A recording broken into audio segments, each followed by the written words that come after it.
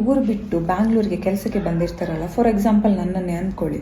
So ಏನಾದರೂ function ಹಬ್ಬ ಇದ್ದರೆ ಫ್ಯಾಮಿಲಿ ಜೊತೆ ಸೆಲೆಬ್ರೇಟ್ ಮಾಡಬೇಕಂತ ಎಲ್ರಿಗೂ ಆಸೆ ಇರ್ತದೆ. ಸರಿ, ಬಸ್ ಟಿಕೆಟ್ ಬುಕ್ ಮಾಡುವ ಅಂತ ಹೇಳಿದರೆ ಬಸ್ ಟಿಕೆಟ್ ಇದು ಪ್ರೈಸ್ ಕಮ್ಮಿ ಉಂಟಾ?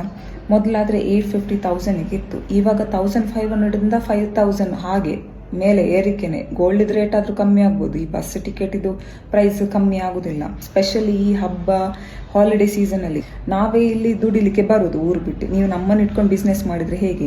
ಈ 5,000ಕ್ಕೆ ಬಸ್ಸಲ್ಲಿ ರೋಡಲ್ಲಿ ಕರ್ಕೊಂಡು ಹೋಗ್ತಾರ, ಗಾಳಿಯಲ್ಲಿ ಕರ್ಕೊಂಡು ಹೋಗ್ತಾರ ಗೊತ್ತಿಲ್ಲ. ನೆಲ್ಲೆ ಅಡಿಯಲ್ಲಿ ಆಕಾಶದಲ್ಲಿ ಹೋಗ್ಬೇಕು, ಯಾಕಂದರೆ ರೋಡ್ ಹಾಗೆ ಬೆಣ್ಣೆ ಥರ ಉಂಟು. ಈ 4,000 5,000 ನೋಡಿ ಫ್ಲೈಟಲ್ಲಿ ಹೋಗುವ ಅಂತ ಹೇಳಿದ್ರೆ ಇಲ್ಲಿಂದ ಏರ್ಪೋರ್ಟಿಗೆ ಹೋಗಬೇಕಾದ್ರೆ ಬೇಕು 3-4 hours, ಅದು ಕ್ಯಾನ್ಸಲ್. ಟ್ರೈನಲ್ಲಿ ಹೋಗುವ ಅಂತ ಹೇಳಿದ್ರೆ 2-3 months ಮೊದಲು ಮಾಡಬೇಕು. ಅದು ನಮಗೆ ರಜೆ ಕನ್ಫರ್ಮೇಷನ್ ಇರೋದಿಲ್ಲ. ತಾತ್ಕಾಲ ಅಂತೂ ನಮ್ಮ ಭಾಗ್ಯದಲ್ಲಿ ಇಲ್ಲ ಬಿಡಿ. ಲಾಸ್ಟ್ ಆಪ್ಷನ್ ಇರೋದು ಬಸ್. ನಾವೇ ಇಲ್ಲಿ ಒಮ್ಮೊಮ್ಮೆ ದುಡ್ಡು ಉಳಿಸ್ಬೇಕಂತಲೇ ಮೊಸರನ್ನ ಟೊಮೆಟೊ ಸಾರು ತಿಂದು ಜೀವನ ನಡೆಸ್ತೇವೆ. ನೀವು ನಮ್ಮನ್ನು ಇಟ್ಕೊಂಡು ಬಿಸ್ನೆಸ್ ಮಾಡಿದರೆ ಹೇಗೆ ಅಣ್ಣ? ಸರಿ, ಒಂದೇ ಕನ್ಸಿಡರ್ ಮಲ್ಪಲಿ. ಒಂದು ದಿನ ಇನ್ನೊಂದು ಕಾಮಿಡಿ ಅಂತ ಏನಂತ ಹೇಳಿದರೆ, ಇಲ್ಲಿಂದ ಟ್ರೈನಲ್ಲಿ ಹೋದೆ, ಎಷ್ಟು ಟ್ರೈನಿದು ಟಿಕೆಟ್ 350 rupees. ಅಲ್ಲಿಂದ ಇಳಿದು ನೋಡಿದರೆ ಮಳೆಯೋ ಮಳೆ.